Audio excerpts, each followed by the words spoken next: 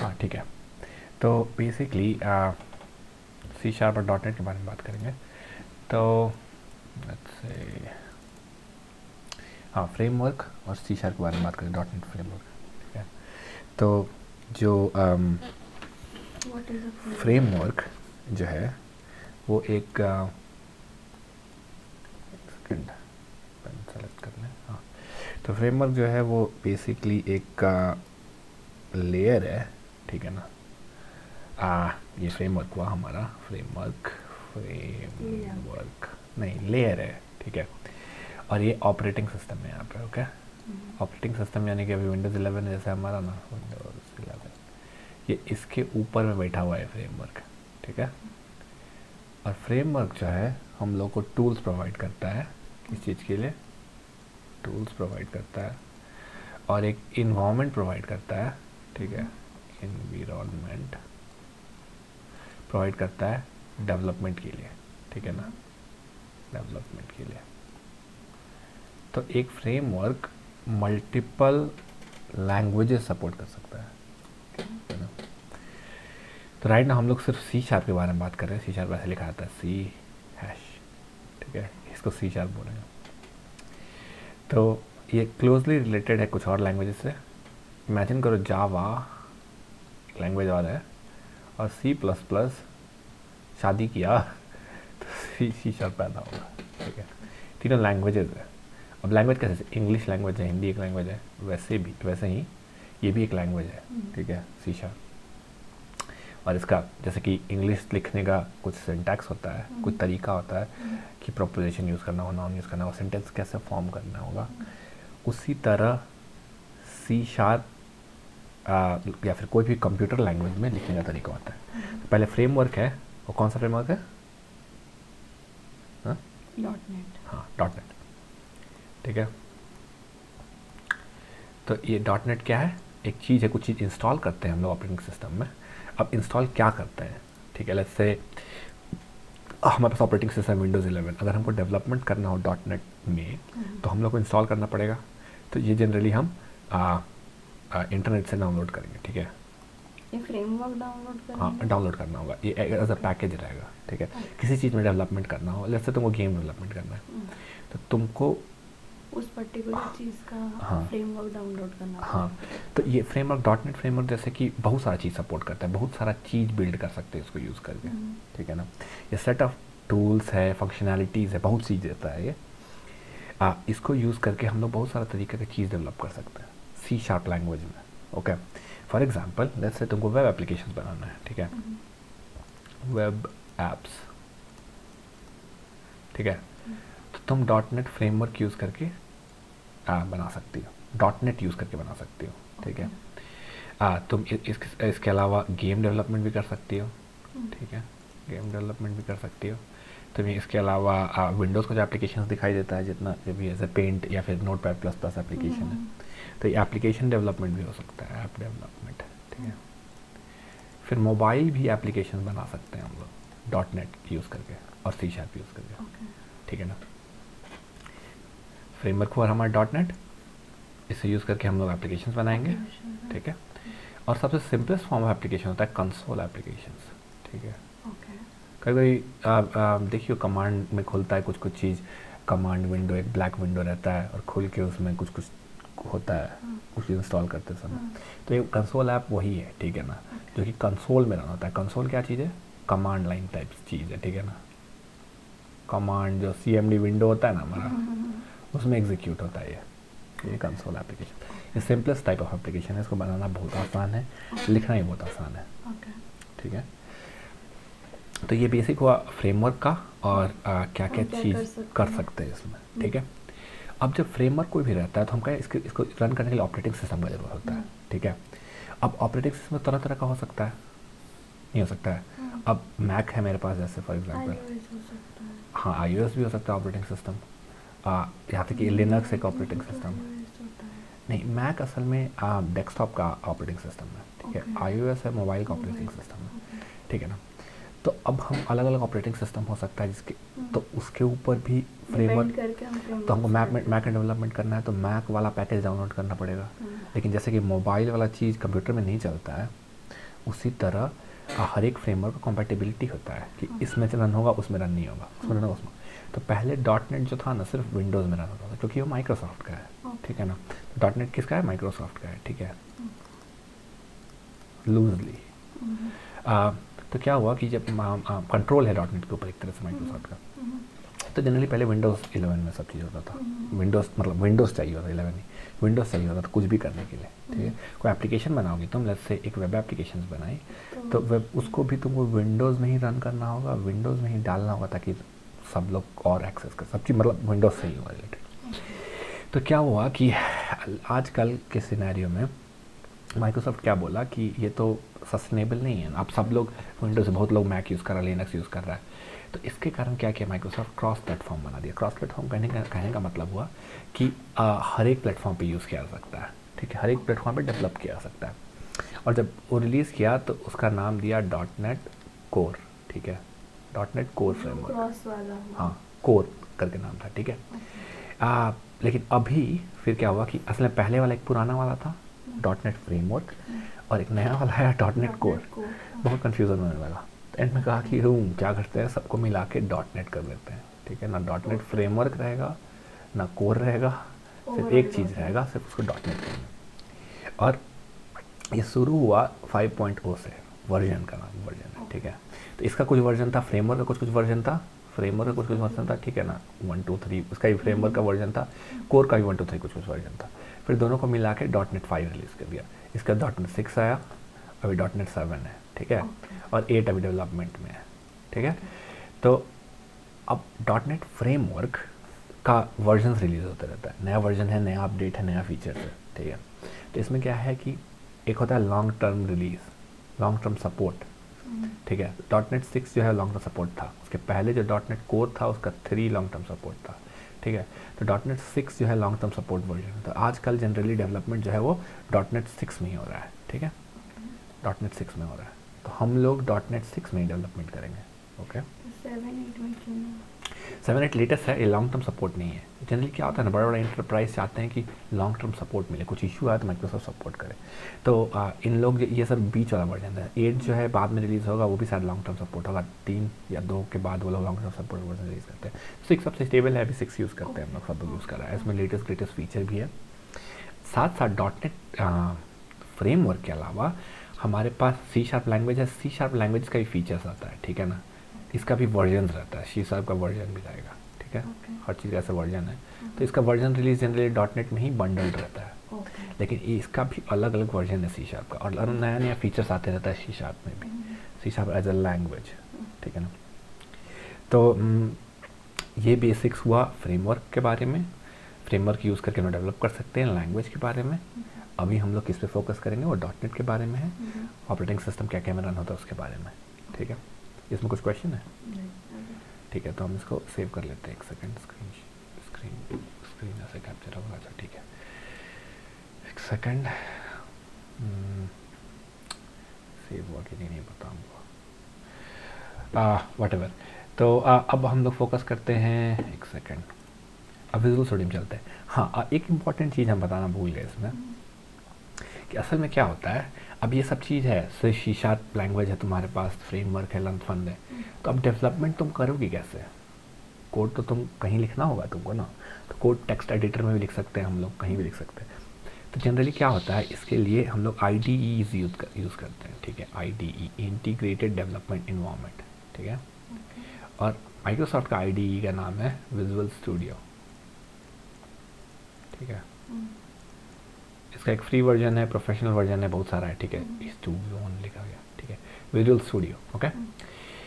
तो हम लोग यही IDE यूज़ करेंगे, इंटीग्रेटेड डेवलपमेंट एनवायरनमेंट। क्यों? क्योंकि वो फ्रेमवर्क से अटैच थे एक तरह से, उसको पता है फ्रेमवर्क से कैसे बात करते हैं, नहीं करते हैं, और बहुत सारा चीज़ हमारे लिए आसान कर देगा। हमको सिर्फ कोड लिखना है, रन करना है, ठीक है, फ्रेमवर्क से हमको बात नहीं करना है, ठीक है ना।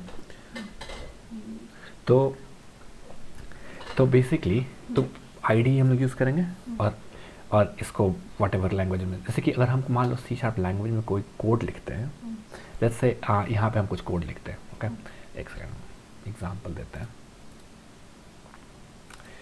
हाँ, एक सेकंड, यहाँ पे लेट्स से हम कुछ कोड लिखे, whatever, let's say test, यही मेरा कोड है लेट्स से, ओके, ये सी शार्प नहीं है। अब हमको इसको रन करना रहेगा, तो हमको क्या करना होगा कि फ्रेमवर्क से बात करना होगा।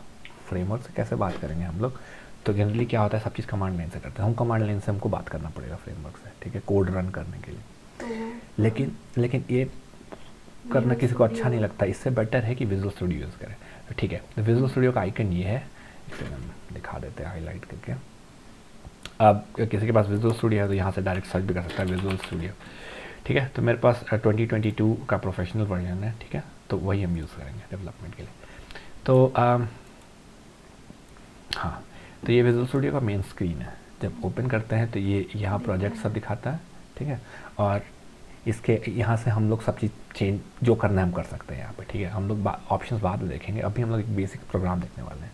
जो बेसिक प्रोग्राम, सबसे बेसिक प्रोग्राम क्या बोले, वो कंसोल एप्लीकेशन है ना। तो एक नया प्रोजेक्ट बनाते हैं, ऑप्शन देख रही हो यहाँ पे, एक ऑप्शन है create new project, create new project, और हमको कंसोल एप्लीकेशन बनानी है। यहाँ प्रोजेक्ट का टाइप हमको डिफाइन करना है, ओके। तो कंसोल एप्लीकेशन सबसे ऊपर दिखा रहा है, अगर हमको नहीं रहता तो हम यहाँ टाइप करते कंसोल एप्लीकेशन, ठीक है, तो यहाँ दिखाएगा। और नीचे ध्यान दें, यहाँ लिखा, क्या लिखा हुआ है, C sharp, Linux, Mac OS. तो इसका मतलब ये सब ओएस के लिए चल रहा है, क्योंकि ये क्रॉस प्लेटफॉर्म हो गया है डॉट अब, ठीक है। तो हम नेक्स्ट किए, पूछ रहे नाम क्या देंगे, ठीक है। तो हम नाम देते हैं सेशन 1 इसका, ठीक है, कुछ भी नाम दे सकते हैं, ठीक है। और कहाँ स्टोर करना है वो बताना है, ठीक है, और वो सब जो और ऑप्शन अभी के लिए छोड़ देते हैं। नेक्स्ट करते हैं, नेक्स्ट करेंगे। देखो यहाँ पर पूछ रहा है कौन सा वर्जन में आप डेवलप करना चाहते हो, तो यहाँ पर ऑलरेडी 6 लिखा हुआ है, देखिए, और लिखा हुआ है लॉन्ग टर्म सपोर्ट, ओके।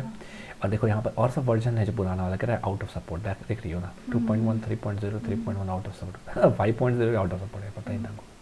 और जो 7 है देख रही हो, उसका स्टैंडर्ड टर्म सपोर्ट है, ओके। तो इसका मतलब 6 से पहले 7 का सपोर्ट आउट ऑफ सपोर्ट हो जाएगा, ठीक है। तो 6 में हम लोग डेवलप करते हैं अभी के लिए। एक सेकंड, उस नाम से ऑलरेडी एक है, सेशन 1 2023 नाम दे देते हैं, okay. Next, do not use, ये असल में एक नया फीचर है, ठीक है ना। तो बेसिकली यहाँ पे कह रहे, हम लोग बाद में बात करेंगे इसके बारे में, ठीक है। तो हम जैसे क्रिएट किए तो विजुअल स्टूडियो का ये विंडो खुल गया हम लोग। अब ध्यान देने योग्य बात है, क्योंकि इसी टूल में हमको हमेशा हर काम करना है, यही हमारा ब्रेड एंड बटर एक तरह से हर चीज़ के लिए, ओके। तो हम यहाँ हाईलाइट कर दे रहे हैं कुछ कुछ चीज़ जिसको ध्यान देने योग्य बात है, ठीक है। अब हम अपना विजुअल स्टूडियो हम बहुत तरीके से कस्टमाइज़ किए हुए हैं, सबका ऐसा दिखने में नहीं होगा, जो कोई नया इंस्टॉल किया हो तो हो सकता है नहीं हो, लेकिन सबसे ध्यान देने योग्य बात है, जनरली राइट साइड में सॉल्यूशन एक्सप्लोरर रहता है, ठीक है। तो यहाँ पे सॉल्यूशन एक्सप्लोरर छोटा सा दिख रहा है राइट साइड में टॉप, सॉल्यूशन एक्सप्लोरर, ठीक है। तो सॉल्यूशन एक्सप्लोरर में यहाँ पे बेसिकली इस प्रोजेक्ट का जितना फाइल्स है ना वो रहेगा, अभी हम लोग चेक करेंगे वो क्या है, ठीक है। लेकिन सॉल्यूशन एक्सप्लोरर में जो इस प्रोजेक्ट का फाइल्स है सब वहाँ रहेगा, ओके। यहाँ पे जो ये ऊपर वाला बटन दिख रहा है यहाँ पे, ये प्रोजेक्ट रन करने के लिए, ओके। एक और उसके बगल में प्ले बटन भी है, ठीक है, वो भी सिमिलर ही है, लेकिन थोड़ा सा अंतर है उसमें, इसके बारे में बाद में बात करेंगे। लेकिन जनरली रन करने के लिए प्रोजेक्ट हम यही वाला बटन यूज़ करेंगे, ओके। और ऊपर में इधर मेन्यूज़ है बहुत सारा, ये ऊपर में डीबग, टेस्ट, लर्न, फंक्शन, इसका भी यूज़ करेंगे, लेकिन मतलब एक यूज़र इंटरफेस देख के हम लोग को ये सब चीज़ समझना चाहिए। और यहाँ बॉटम लेफ्ट में जनरली आउटपुट और एरर लिस्ट, और जब एरर आया कोड में तो इधर दिखाएगा, ठीक है। तो ये हमारा विजुअल स्टूडियो का स्ट्रक्चर है, ओके। तो थोड़ा और इंस्पेक्ट किया जाए इसको, ठीक है। तो हमारा ये जो फाइल खुला हुआ है, अगर हम जैसे कि सॉल्यूशन एक्सप्लोरर में जाते हैं तो सिर्फ एक ही फाइल है, program.cs, ओके। अब program.cs में देख रहे हैं तो ये जहाँ पे डबल क्लिक करेंगे सॉल्यूशन एक्सप्लोरर में, यहाँ डबल क्लिक किए तो बेसिकली ये फाइल लोड कर देगा, ठीक है। अब सॉल्यूशन एक्सप्लोरर में जाते हैं, यहाँ डिपेंडेंसीज है राइट साइड, देख रहे हो, इसको खोल के देखते हैं। तो इसमें दो चीज़ें, एनालाइजर, फ्रेमवर्क। फ्रेमवर्क को एक्सपैंड करेंगे तो दिखाएगा कि किस चीज़ पे रन कर रहा है, बेसिकली ये बता रहा है कि फ्रेमवर्क है उसके ऊपर ये कोड रन कर रहा है, ठीक है। तो ये हमारा कुछ कोड लिखा हुआ है यहाँ पे, उसको रन करके देखते हैं। देखो ये कंसोल में रन हो रहा है बेसिकली, और क्या आउटपुट दे रहा है, हेलो वर्ल्ड, ओके। क्योंकि यहाँ पर हम एक कुछ चीज़ लिखे हैं जिसके कारण से आउटपुट दे रहा है, ओके। अब सिंटैक्स का बात करते हैं कि ऐसा हो क्यों रहा है। ओके, तो सबसे बेसिक चीज़ है एक सी शार्प एप्लीकेशन में, कंसोल एप्लीकेशन में, कि कंसोल में कुछ आउटपुट करना। ओके, तो हम लोग यूज़ करेंगे कंसोल में आउटपुट करने के लिए console dot right line. Okay, अब क्या है कि दो चीज़ सबसे इम्पोर्टेंट है, ठीक है ना, कोई भी कोड लिखने के लिए। एक है कंडीशनल स्टेटमेंट्स और दूसरा हो गया लूप्स। ठीक है, अब कंडीशनल स्टेटमेंट क्या हुआ, हम कंडीशन में आते, अब थोड़ा बहुत मैथमेटिकल ऑपरेटर्स भी ट्राई करेंगे देखने के लिए, मैथमेटिकल ऑपरेटर्स। ठीक है, तो कंडीशनल स्टेटमेंट बेसिकली लॉजिक लिखने के लिए हम लोग यूज़ करते हैं। ठीक है, लॉजिक क्या लिखेंगे कि अगर इफ़ ये हुआ तो क्या होगा, लिटरली इसका वही मतलब है। इफ़ कोई कंडीशन तो क्या करना है। ठीक है, हम लोग लॉजिक उससे बिल्ड करते हैं। और ये ध्यान दो, यहाँ डबल, ये जो दो स्लैश यूज़ कर रहे हैं, ये कमेंट है एक तरह से। जो ग्रीन में सब चीज़ दिख रहा है ना, वो कमेंटेड है, ऊपर में देखो यहाँ लिखा हुआ है, इसको हटा, तो ये कमेंट है बेसिकली। और जो कोड है वो यहाँ है। ठीक है ना, एक सेकंड में होगा तुमको। Okay, fine. तो बेसिकली पहले इफ स्टेटमेंट एक थोड़ा सा लिखते हैं। ठीक है, लेट अब देखो एक और चीज़, अब यहाँ पर डिफाइन करते हैं वेरिएबल्स। वेरिएबल्स क्या है, स्टोर करता है वैल्यूज़। ओके, इमेजिन करो वेरिएबल को बॉक्सेस हमारे लिए, ठीक है ना, जिसको हम यूज़ कर सकते हैं वैल्यू स्टोर करने के लिए, लेकिन हमको यूज़ करने के लिए डिफाइन करना होगा उसको। लेट्स से हमको एडिशन करना है, ठीक है, दो नंबर्स का। तो एक वेरिएबल बना है एक्स, एक बना है वाई, और उसका डेटा टाइप हम डिफाइन कर रहे हैं। ठीक है ना, डेटा टाइप क्या हुआ, किस तरह का डेटा उसके अंदर रहेगा ये तुमको बताना होगा। ठीक है ना, ये तुमको विजुअल स्टूडियो को बताना होगा कि किस तरह का डेटा टाइप इसके अंदर में रहेगा। इंटीजर तुम बोली और कैरेक्टर हो सकता है डेटा टाइप, स्ट्रिंग हो सकता है डेटा टाइप। ठीक है, इसके बारे में हम लोग बाद में देखेंगे, लेकिन बेसिकली हम यही करें, इसका सिंटैक्स है ये, तुमको पता होना चाहिए कि कैसे हम वेरिएबल डिफाइन करेंगे। ओके, तो x = 0, y = 0 डिफाइन किया, से कोई दूसरा वैल्यू देते हैं 1 2। ठीक है, और सम करना है अगर हम लोग, तो एक और लेट्स से वेरिएबल बनाते हैं इंट z, और अगर आउटपुट करना है x और y का, तो x + y कर दिए। ठीक है, तो z में x + y का सम हो जाएगा। अब इसको हम कंसोल में दिखाएंगे कैसे, अगर इसको अभी हम रन करते हैं तो आउटपुट आ रहा है अभी भी हेलो वर्ल्ड। क्यों? क्योंकि हमने कोड नहीं लिखा, हमने बस कमेंट लिखा है। नहीं, ये कोड लिखे ना, कोई कंडीशन भी अप्लाई नहीं। नहीं, ये कोड लिखे तो वही कोड है। हाँ, ये कोड लिखे हैं हम लोग। अच्छा, तो हम कोई कंडीशन नहीं अप्लाई किया है यहाँ कंसोल में ये लिखा हुआ क्यों आ रहा है हेलो वर्ल्ड? क्योंकि वो लिखा है कंसोल डॉट राइट लाइन। हाँ, तो यहाँ पे भी हम कंसोल राइट लाइन करेंगे तब ना, तो सेम चीज़ हम यहाँ अगर करते हैं, ठीक है ना, और इसमें डिफाइन कर देते हैं z। ठीक है, और हाँ, अगर यहाँ एग्जीक्यूट करते हैं तो यहाँ देखो 3 लिखा हुआ आ रहा है यहाँ पे, जो सम का वैल्यू देख रहा है। तो कंसोल में कुछ भी अगर तुमको आउटपुट देना है तो इस तरह से दिखाते हैं। ठीक है, इसको हम एक और तरीके से लिख भी सकते हैं, हमको देखने में अच्छा नहीं लग रहा है, तो एक हम कर देते हैं कंसोल डॉट राइट, एक और चीज़, दो चीज़। ठीक है, क्या लिख रहे हैं, WRITE, हाँ एक second, output of some is, और यहाँ पे सेमीकोलन, इसको रन करते हैं।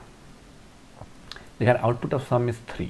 ठीक है, अब थोड़ा देखने में अच्छा लग रहा है, तो हम इस तरह से राइट हम यूज़ किए। अब देखो कि लाइन ब्रेक नहीं हो रहा है। ठीक है ना, जैसे कि हेलो वर्ल्ड देख रहे हो, लाइट लाइन कर रहे हैं तो इसके बाद एक लाइन ब्रेक हो जा रहा है, और आउटपुट ऑफ सम इज 3। ठीक है, तो यहाँ पर हम क्योंकि राइट यूज़ किए हैं, राइट लाइन यूज़ नहीं किए हैं, तो लाइन ब्रेक नहीं हो रहा है, उसके बाद जो चीज़ है वो दिखा रहा है, उसके बाद फिर से एक लाइन ब्रेक हो जा रहा है। ठीक है, तो इस तरह से हम लोग आउटपुट देते हैं। और कंडीशन अगर लिखना है, let's say if z is equal to 3, console.writeLine, I knew z will be 3, तो देखो अब यहाँ कंडीशन लिख रहे हैं, कंडीशन का सिंटैक्स क्या है, ध्यान दो। देखो अगर असाइन करना है कुछ वैल्यू तो एक डबल इक्वल टू यूज़ कर रहे हैं और कंपेयर करना है तो दो value equal to value use कर रहे हैं, ठीक है। तो अगर Z3 हुआ तो इसके अंदर कर्ली ब्रेसेस के अंदर क्या होगा वो डिफाइन कर रहे हैं।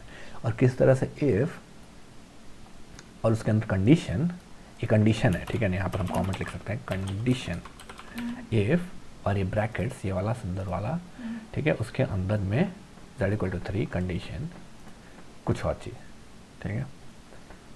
और इसके साथ एल्स डिफाइन भी कर सकते हैं हम, ठीक है। अगर ये नहीं हुआ, ये इफ़ अगर एग्जीक्यूट नहीं हुआ तो एल्स वाला चीज़ एग्जीक्यूट होगा, ठीक है। ठीक है, हाँ, console dot right line what that is not 3। तो अभी अगर हम ये कोड रन करते हैं, अभी ये कोड रन करते हैं तो आउटपुट क्या है, I knew Z will be 3, क्योंकि इफ़ कंडीशन में चेक होके आ रहा है कि 3 आ रहा है, ठीक है, ये आउटपुट आ जा रहा है। लेट्स से इसका वैल्यू हम चेंज कर देते हैं, x का वैल्यू भी 2 कर दो, सम का वैल्यू क्या हो गया, 4 हो गया। तो कौन सा कंडीशन होगा, इफ़ में पहले चेक एल्स में आएगा, तो आउटपुट आना चाहिए व्हाट Z इज़ नॉट 3। तो वही देखो what Z is not 3, okay. तो इस तरह से हम लोग लॉजिक फॉर्म करते हैं, ओके। ये बेसिक हुआ और ये कंडीशन प्रैक्टिस करने की ज़रूरत है, इसका सिंटैक्स प्रैक्टिस करने की ज़रूरत है। जिस तरह से English language as a language सीखने की ज़रूरत है, उस तरह ये कंडीशन भी प्रैक्टिस करने की ज़रूरत है, ठीक है ना। अब लूप्स में आते हैं। अब जब कोई भी कोड एग्जीक्यूट करना रहता है तो प्रॉब्लम ये होता है कि लेट्स से हमको 1 to 100 प्रिंट करना है या 1 to 10 प्रिंट करना है, तो कैसे कोड तुम कंसोल डॉट राइट लाइन 1 2 3 4 5 6 7 8 9 10 तक नहीं करोगी ना। तो हम लोग बहुत सारी चीज़ के लिए मतलब लूप्स यूज़ करते हैं, ठीक है। लूप्स का सिंपल सिंटैक्स है, सबसे सिंपलेस्ट लूप एक तरह से फॉर ही है मेरे हिसाब से, क्योंकि इसको समझना आसान है, ठीक है ना। तो अगर हम ध्यान दें तो फॉर का भी लगभग सिंटैक्स वैसे ही है। इफ़ के जगह फॉर आ गया है, लेकिन यहाँ 3 चीज़ और आ रहा है यहाँ बीच में, ठीक है। तो इसको यहाँ सेमी कॉलन ध्यान दो, हर चीज़ के बाद सेमी कॉलन देना जरूरी है। खुद लगा या खुद से आया ये? नहीं, हम खुद लिखे, और हमको सजेशन दे रहा था, हम मारते गए, ठीक है। लेकिन ध्यान देने बात यह है कि इसका सिंटैक्स क्या है। तो इसके लिए हम फॉलो करते थे ICI, ठीक है। ICI क्यों, पहला जो ये वैल्यू है सेमी कॉलन बोल रहे हैं, इनिशियलाइजेशन, पहले हम सेट कर रहे हैं I इक्वल टू 0, ठीक है, इनिशियलाइजेशन, ठीक है। उसके बाद क्या आ रहा है, कंडीशन, हाँ कंडीशन, ठीक है। उसके बाद क्या आ रहा है, इंक्रीमेंट, ठीक है, एक और आई जो है इंक्रीमेंट। तो ये लूप हम बोल रहे हैं, तो इसमें कंडीशन वाइज ये रन होता है, ठीक है। ये ध्यान देना है इस पर, ठीक है। लूप थोड़ा सा कंफ्यूजिंग हो सकता है स्टार्टिंग में। तो पहले हम I इक्वल टू 0 से स्टार्ट करेंगे, ठीक है, और मेरा कंडीशन है लेस देन 10 हो और प्रिंट। तो लेट्स से हम यहाँ पर हम क्या करते हैं, थोड़ा कंफ्यूजिंग दिख रहा होगा, एक सेकेंड। हम अगर इसको ये सब कोड को भी कमेंट कर देते हैं, ठीक है, ताकि कंफ्यूजन ना हो किसी को। तो हमारे पास एक ही चीज़ है, फॉर लूप हमारा ब्यूटीफुल, और इसको रन करते हैं, ठीक है। देखते हैं आउटपुट क्या आता है, 0 1 2 3 4 5 6 7 9, ओके।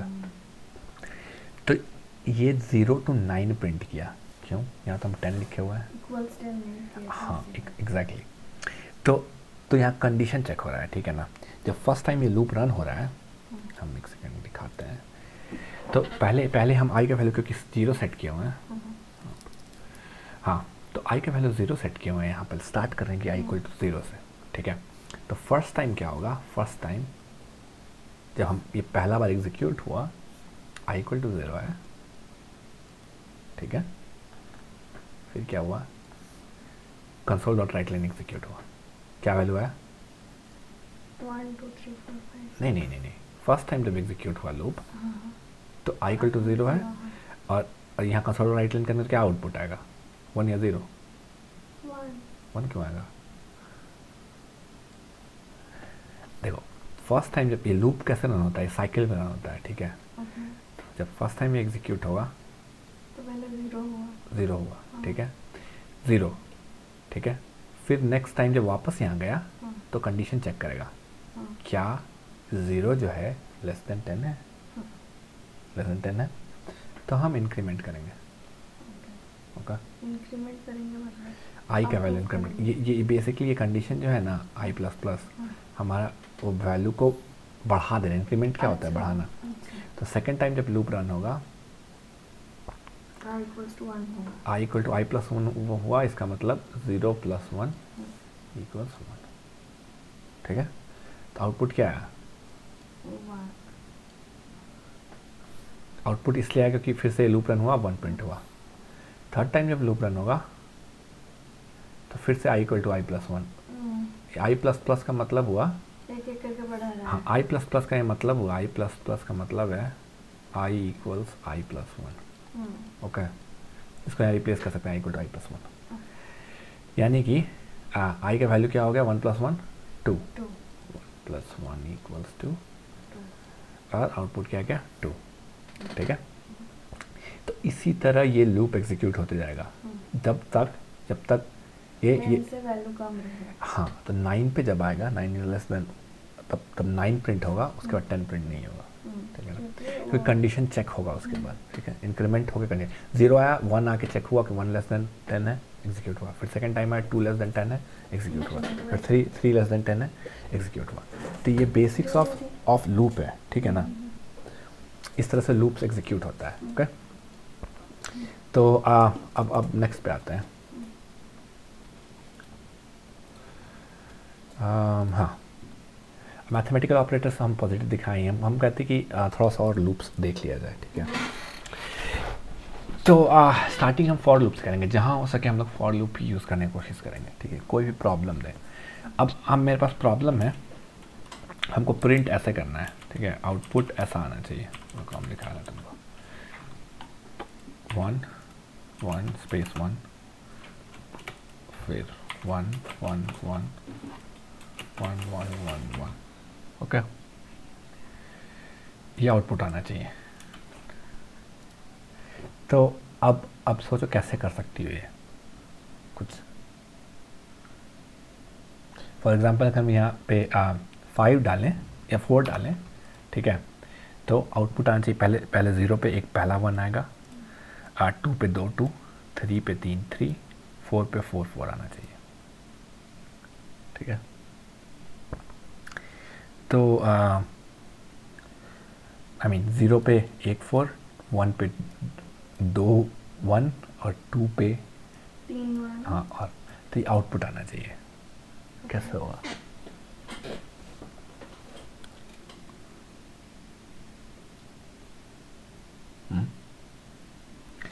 ठीक है, ये थोड़ा मुश्किल हो जाएगा तुम्हारे लिए प्रॉब्लम। नहीं, बता दो, एटलीस्ट समझ में अभी ये तो अभी हम वो नहीं करना चाह रहे, ठीक है। दूसरा वाला पार्ट पे हम चलते हैं, ठीक है ना। तुम सोचो, पहला वाला लूप रन हुआ, ठीक है, कंसोल डॉट राइट लाइन 1 की, जैसे इसकी जगह हम सिंपली कहें कि 1 प्रिंट करो, ठीक है। तुम क्या लगता है क्या होगा यहाँ पे, क्या आउटपुट आएगा? जब तक i <4 होगा सिर्फ 1 1 1 1 आ रहा है, ठीक। और ये ध्यान दो, इंटीजर जब था तो हम डायरेक्टली ऐसे यूज़ किए थे, ठीक है, लेकिन स्ट्रिंग जो था, जब इसको एज ए स्ट्रिंग हम शो कर रहे हैं, तो हम इसको उसमें यूज़ करेंगे, हाँ, कोट्स में यूज़ करेंगे, ओके। अब पहली बार जब ये रन हुआ तो 1 आउटपुट आया। फर्स्ट टाइम एग्जीक्यूशन जब हुआ, एक सेकेंड, तो फर्स्ट टाइम जब एग्जीक्यूशन हुआ, अरे हाँ, तो फर्स्ट टाइम जब एग्जीक्यूशन हुआ तो आउटपुट आया 1, ओके। सेकेंड टाइम जब एग्जीक्यूशन हुआ हमको क्या चाहिए, 1 1। तो इसके अंदर तो हम 2 बार कर नहीं सकते हैं, ठीक है। इमेजिन करो थर्ड टाइम जब एग्जीक्यूशन हुआ 1 1 1, और फोर्थ टाइम में हमको चाहिए 4। तो मेरे को 4 बार रन करना है, तो कंडीशन में वो ठीक ही है। सुनो, तो हम एक बार में तो इसको तो बढ़ा ही रहे हैं, हाँ, ये तो हमारा बढ़ रहा है, इसके साथ साथ ये भी बढ़ रहा है, आउटकम। आउटकम भी बढ़ रहा है। ऐसे तो 1 2 3 4 प्रिंट कर ही लेते थे हम, लेकिन जो नंबर ऑफ टाइम्स 1 प्रिंट हो वो बढ़ जा रहा है, देख रही हो, वो बढ़ जा रहा है एक एक से। तो तुमको क्या लगता है इसका सॉल्यूशन क्या है?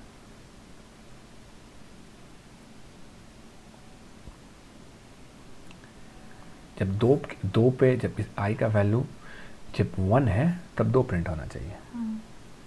मतलब यहाँ पे कुछ ऐसा कोड लॉजिक लिखाएगा जो कि 2 बार एग्जीक्यूट होगा, इसको ही 2 बार एग्जीक्यूट करें, ठीक है।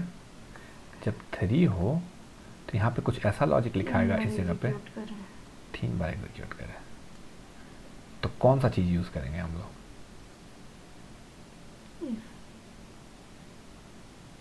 इफ क्यों यूज़ करेंगे?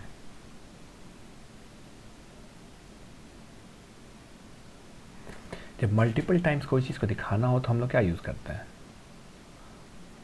जब हमको लूप में कोई चीज़ रन करना हो तो उसके लिए तो हम वैसे ही फॉर लूप यूज कर रहे थे। तो हाँ, तो फॉर के अंदर एक और फॉर करना पड़ेगा जो कि मल्टीपल टाइम रन करे। तो पहली बार में 1 बार रन करे, सेकंड टाइम में जो फॉर हो वो 2 बार रन करेगा, थर्ड टाइम में 3 बार रन करेगा, फोर्थ टाइम में 4 बार रन करेगा। ओके, तो ऑलरेडी एक फॉर लिखे हुए हैं हम लोग, ठीक है, जो कि एक वैल्यू को हमारा बढ़ा रहा है, स्टार्टिंग आई बढ़ा रहा है 1 2 3 4।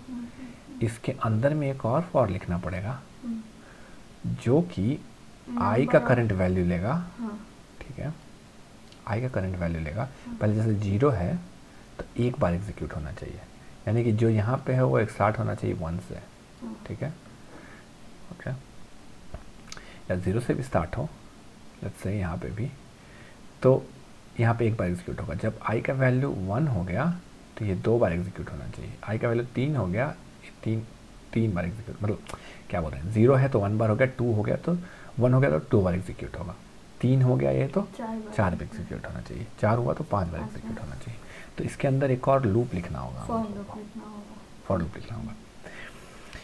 तो सोचो कैसे लिखेंगे।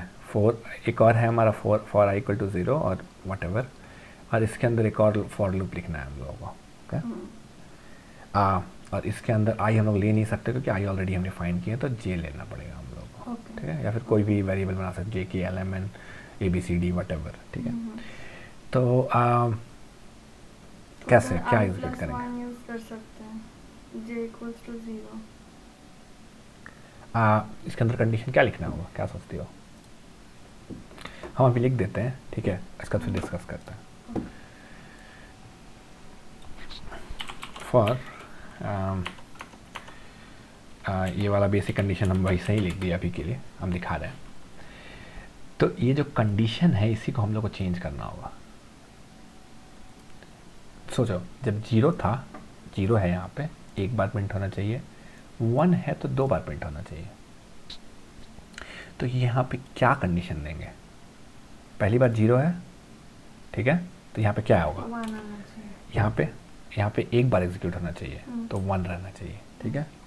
सेकंड टाइम जब 1 है तो यहाँ क्या होना चाहिए? 2 होना चाहिए, ठीक है। जब 3 है तो यहाँ क्या होना चाहिए, मतलब वहाँ पे 2 है तो कितने क्या होना चाहिए? 3। यानी कि जो भी आई का वैल्यू आ रहा है उससे 1 ज़्यादा होना चाहिए, ठीक है ना। 0 आया तो 1 हो गया, 0 + 1, 1 आया तो 1 + 1, ठीक है। तो यहाँ पर वही हम कंडीशन दे दिए, ठीक है। अब यहाँ कंसोल डॉट राइट लाइन क्या करेंगे हम लोग? जे आई क्या चीज़ यहाँ पे दिखाना है हम लोग को, ठीक है। तो मतलब हम लोग को सिर्फ 1 ही दिखाना है तो हम 1 ही दिखा देते हैं। तो दिखाते हैं इसका आउटपुट क्या आएगा, क्या हो रहा है, क्यों ऐसा हो रहा है? तो यहाँ पे हम 2 चीज़ डेमोन्स्ट्रेट किए थे, कंसोल डॉट राइट और console dot right line. Right से क्या होता था, लाइन ब्रेक्स नहीं आता था। तो हम लोग को क्या करना है, पर हमको तो यहाँ लाइन ब्रेक करना है। हाँ लाइन ब्रेक करना है, लेकिन प्रिंट कैसे करना है, 1 हाँ, फिर लाइन वन, ब्रेक, हाँ, हाँ, 1 1 तब लाइन ब्रेक, लाइन ब्रेक, हाँ, ऐसे ही प्रिंट करना हाँ, है। तो सिंपलेस्ट सॉल्यूशन है कि जब एक बार ये एग्जीक्यूट हो जाए, जैसे 0 पे आए, एक बार ये अंदर वाला पार्ट एग्जीक्यूट हुआ, तो यहाँ पर हमको लाइन ब्रेक देना होगा। ठीक है, लाइन ब्रेक कैसे देते हैं, console dot right line, okay, simplest तरीका है। ठीक है, चलो एग्जीक्यूट कर देखते हैं क्या होता है, क्या आउटपुट है। तो जो हम लोग का रिक्वायरमेंट था वो हम लोग फुलफिल कर दिया अभी के लिए। तो जो भी क्वेश्चन आए जनरली वो इफ कंडीशन और फॉर लूप्स यूज़ करके ही सॉल्व हो जाएगा। कुछ भी कंडीशन आता है, कोई भी प्रॉब्लम आता है, बस उसको थोड़ा सा विजुअलाइज करना होगा कि किस तरह से सॉल्व करना है। ओके, ये हम सिंपलेस्ट तरीका बताए एक तरह से। एक और चीज़, अगर हमको कोई चीज़ रीड करना है, यूज़र का इनपुट लेना है, तो उसके लिए हम लोग console dot read line use करते हैं। ठीक है ना, किसी यूजर का रीड लेना मतलब कि अगर हमको लेट्स से यहाँ पर जो सम वाला प्रोग्राम लिखे हैं, इसको हम कमेंट कर देते हैं अभी के लिए, और हमको एक्स और वाई का वैल्यू चाहिए, हम तो यहाँ डायरेक्ट इनपुट दे रहे हैं ना। अगर हमको वैल्यू रीड करना है किसी से, तो हम यहाँ कर सकते हैं console dot read line instead of right line. और रीड लाइन क्योंकि हमेशा स्ट्रिंग रीड करता है, ठीक है, रीड लाइन स्ट्रिंग में सब चीज़ वैल्यू देता है हमेशा। ओके, लेकिन हम यहाँ बोल रहे हैं इंटीजर रहेगा, ये तो गड़बड़ हो गया ना। यहाँ हम कह रहे हैं कि हमको स्ट्रिंग दे, तो इसको हम लोगों को कन्वर्ट करना होगा। ठीक है ना, 32 हाँ बता रहे हैं, हमको कन्वर्ट करना होगा इसको इंटीजर में। ठीक है, ये सिंटैक्स है कन्वर्ट करने का स्ट्रिंग को इंटीजर में, बस सिंपलेस्ट फॉर्म में समझो उसको। ठीक है, और हम console dot light line blood करेंगे एंड में, output of your some is, और यहाँ थोड़ा सा अच्छे तरीके से दिखा देते हैं, कंसोल डॉट राइट लाइन एक और input value of x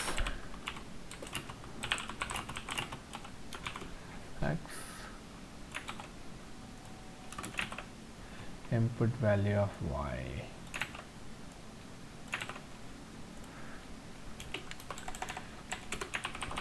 ठीक है। अभी हम लोग कोड समझने पे ध्यान दे रहे हैं, ठीक है ना। लिखने का जब बारी आएगा तो हम लिखने के लिए बोलेंगे सबको। ओके, तो लेट्स एग्जीक्यूट दिस। ऊपर हेलो वर्ल्ड हटाते हैं भाई, अच्छा नहीं लग रहा है। हाँ, तो एंटर वैल्यू ऑफ एक्स पहले कह रहा है, लेट्स से इनपुट करते हैं 10, एंटर, वाई के वैल्यू 20, एंटर। क्या आ रहा है, आउटपुट ऑफ सम इज 30। तो हम रीड करके यूज़र से आउटपुट दे दिए। ओके, ठीक है ना। तो कंसोल डॉट रीड लाइन इसलिए यूज़ करते हैं, और यहाँ सुंदर बनाने के लिए कंसोल डॉट राइट ऊपर में दे दिए हैं enter value of X, enter value of Y, ताकि इंटरेक्टिव रहे थोड़ा सा। ठीक है ना। तो होमवर्क रहेगा कि हम एडिशन किए, सब्सट्रैक्शन में सेम चीज़ करके दिखाना है। ठीक है ना, सेम चीज़ सब्सट्रैक्शन में आना चाहिए, 2 नंबर आए और उसको सब्ट्रैक्ट करके दिखाना है। ठीक है, सेम कोड देख के नहीं छापना है, अपने से लिखना है। और ये फॉर लूप यूज़ करके सेम चीज़, जैसे कि यहाँ पर तो हम डायरेक्ट 4 कह दिए ना कि कितना प्रिंट करना है, 111, ये यूज़र से इनपुट लेके वो दिखाना है। तो 2 क्वेश्चन हो गया। एक क्वेश्चन हुआ सब्ट्रैक्शन, ठीक है, और दूसरा क्वेश्चन हुआ लूप्स में जो ये पैटर्न प्रिंट करना था, 1 1 की जगह 2 2 आना चाहिए। यहाँ हम जैसा 1 1 1 प्रिंट कर रहे थे, 2 2 2 आना चाहिए।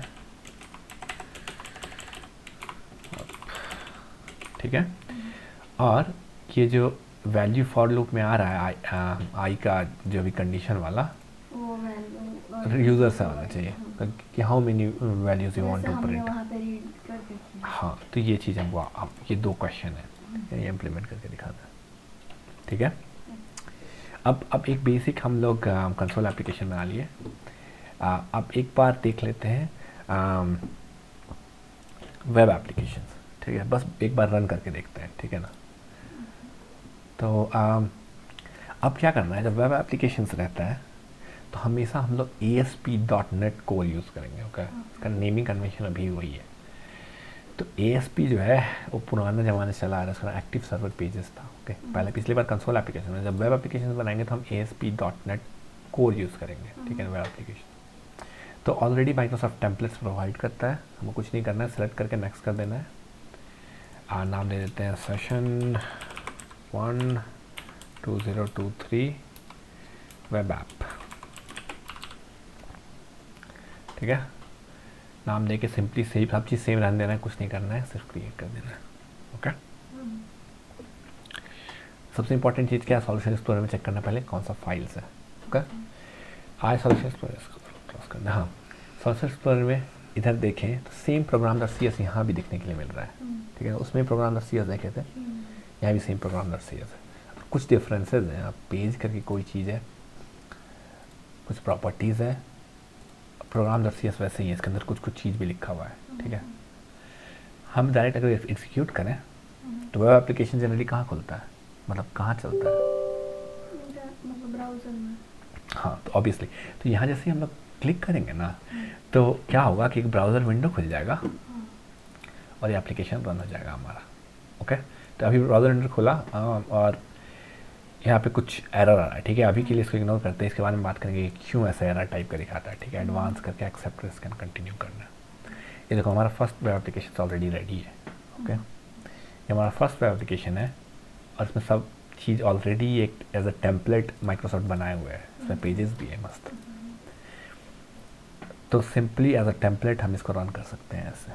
ओके, ASP.NET कोर में एक वेब पेज भी बना के देखें, कंसोल एप्लीकेशन बना के देखें, C# क्या है ये देखें, फ्रेमवर्क्स क्या होता है ये भी देख लिया हम लोग। ठीक है, तो नेक्स्ट वाले सेशन में वेब पेज बनाएंगे और थोड़ा सा कोड इम्प्लीमेंट करके देखेंगे, लेकिन ये 2 होमवर्क हो जाना चाहिए। सिंपल क्वेश्चन है वो दोनों क्वेश्चन इम्प्लीमेंट हो जाना चाहिए। और वेब एप्लीकेशन में जहाँ पर प्रॉपर कोड, वही कैसे वो लॉजिक यूज़ करे कोड लिखेंगे हम लोग, वो हम लोग नेक्स्ट सेशन में देखेंगे। ठीक है, ठीक है, तो फिर आज के लिए हम क्लोज कर रहे हैं।